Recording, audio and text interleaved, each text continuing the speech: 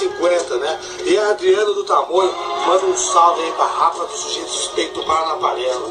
E pra você que está pensando em fazer um peão, pegue seu bobojac, sua touca, porque faz 10 graus em São Paulo. A lua cheia, clareia as ruas do Capão. Acima de nós, só Deus humilde, né não saúde. Mulher e muito som, muito campo para todos, o advogado bom. Esse frio tá de fuder, terça-feira, é de rolê, vou fazer o quê?